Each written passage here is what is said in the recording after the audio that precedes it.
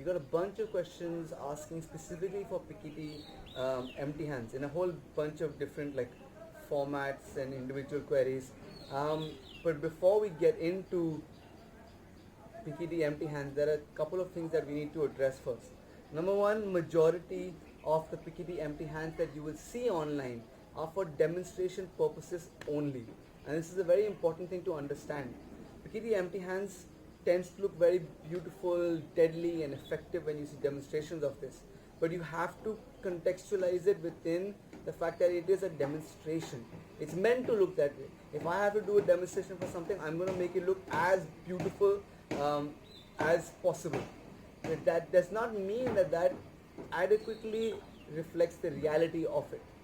Kitty Empty Hands is one of those very abstract and very sort of misunderstood parts of Pekiti, because first and foremost Pekiti is a weapon based system and our empty hands are derived from our weapons, mostly from double knife, but other weapon systems as well. The other thing that you will find amongst people who show or demonstrate a lot of Pekiti empty hands, the people who are most rooted in reality are the ones who often, not always, but often have a base in some other combat sport, art, martial art type of mix, right? A really good example of that would be our own Tuhon Apolo, who's amongst the best when it comes to Pekiti empty hands.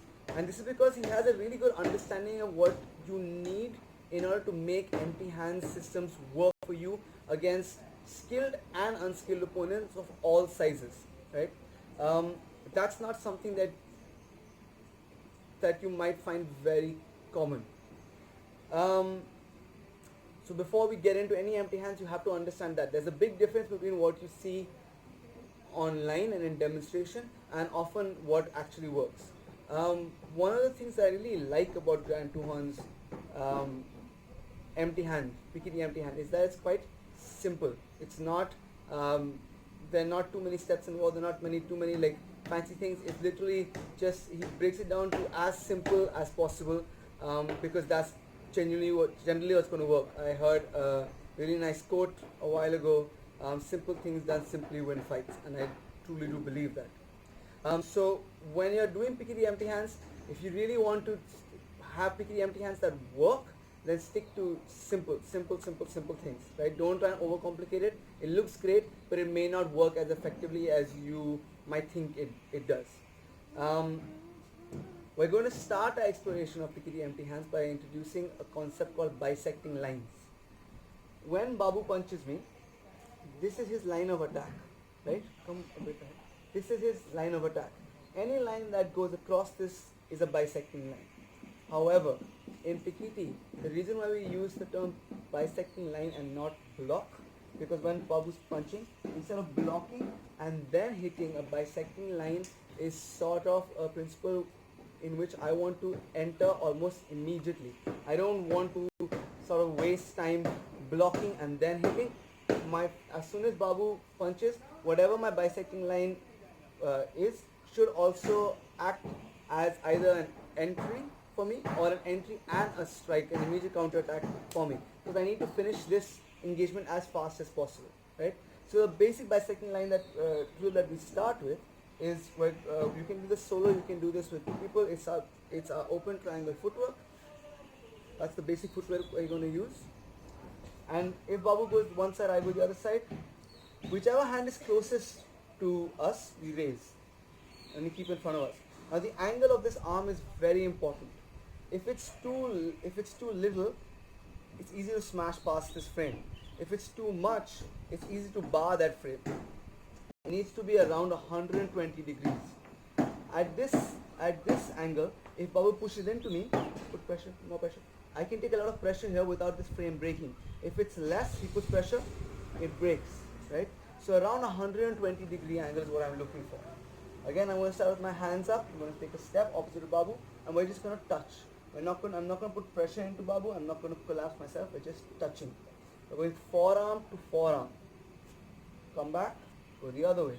Just touch. Come back, go the other way. Now, what I'm in my head, the way that we can apply this bisecting line is when Babu's punching. Again, this is his line of attack. I'm going to cut or bisect this line of attack. I'm going to use my footwork to get my head off center line, and I'm going to use my bisecting line to strike and make an opening at the same time. So when he punches, that's my bisecting line, that's my strike. That can be poke to the eyes, it can be a strike to the head, it can be whatever it is that you can punch, many things, right? But I'm using my footwork to get off line of his punch, and I'm using my bisecting line almost as a thrust. This is not a karate chop. Almost think of it as a thrust. This is where your bladed hand principle comes in, where you're thinking of your arm as a blade. This is the tip of the blade, and this is the edge of the blade, right? So I'm thinking of a thrust, not a karate chop. A thrust gives me a better immediate counterattack than a sort of karate chop, right? Now, once you get comfortable with just the basic bisecting line drill, we're going to follow this up. So, when he punches, even if I bisect and strike him immediately, I want to be able to follow this up with another attack, or as many attacks as I want, because just hitting him once is not going to end the fight. So, I bisect, and then maybe I'm going to slap his ear while looking to control that arm. So the drill is, we're going to step, touch, I'm going to pull Babu's arm down. As I pull his arm down, my hand goes from under my armpit to my head, and I'm going to slap his shoulder. In reality, that would be to the ear, but we can't, we're not going to hit our partners, so we're going to slap the shoulder. Come back, the other way, I bisect, pull his arm down, my hand comes up here, slap his shoulder. Now it's Babu's turn. Pulls the arm down, slaps the shoulder.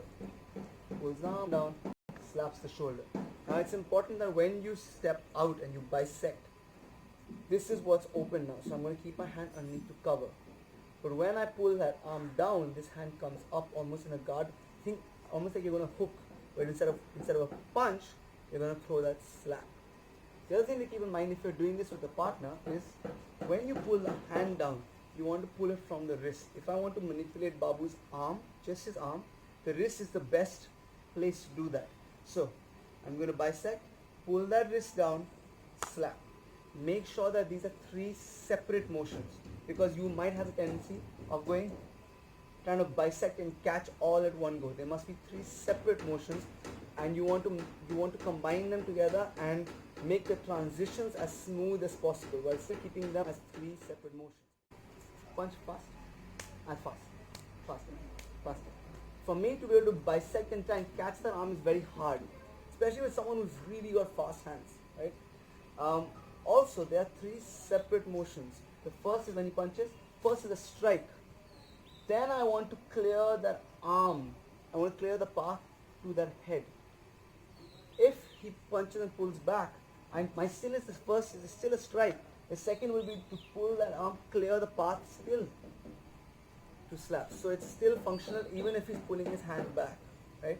Keep them as 3 separate movements, but make the transition from one movement to the next as smooth as possible. That's where you're going to get your speed from.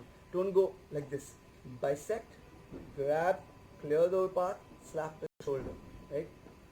That's the second part of the drill. First drill is just your bisecting line with your open top footwork. Second is bisecting line, pull the hand down, slap the shoulder. The third is we're going to add one more slap. So we're going to bisect. I'm going to pull his arm down, same way that I did before. I'm going to slap. Now I'm going to take the other hand down, slap the shoulder. On the other side, I pull the hand down, slap. I slide this hand down his arm as I retract the other arm to my head, slap the shoulder. Babu's turn. Pull it down, slaps, retracts, slaps. Slaps, retracts, slaps. So these are your 3 basic bisecting line drills that you can start with. There are a bunch of other things that go along with it. We are also going to use this to start eventually talking about our 4 doorways of entry from here. But that is a whole other topic, and we're going to try and make a different video about this. I don't always have to bisect this way. This is just the first way that we introduce bisecting lines. From here, it evolves and you start to pick up a lot more weapon-based characteristics, whether it's your diagonal lines or your circular lines. But you first need to understand this bisecting line principle and be comfortable with this bisecting line principle before you can start to understand the rest. The last bit I'm going to leave you with is if you don't have a partner, then you can use a tree, you can use a bag, you can use a pillar, where you're going to step, if the whatever the object is in the center of your body, you're going to step offline, and whichever hand is closer to the pillar, that hand's going to come up, and you're looking to sort of make contact with somewhere from your wrist to your elbow, somewhere over here. The other hand is going to come underneath the armpit. Come back, keep your hands up. From here, come back, pull this hand down. As this hand comes down, this hand comes here, you slap the pillar. Come back, pull this hand down, bring this hand up in a chamber position, slap the pillar. The third one, bisect, pull the hand down, slap the pillar, slap the pillar. Come back, imagine you're pulling your arm down, slap the pillar, slap the pillar. Everything is from a sort of guarded position. Please don't go like this and drop your hands down, keep your hands up. And explore this, use your footwork, explore this, and I think this whole week we're going to spend a lot more time on empty hands and weapon stuff because you had so many empty hand questions. But before we go into all of this, you need to get this down and understand this properly.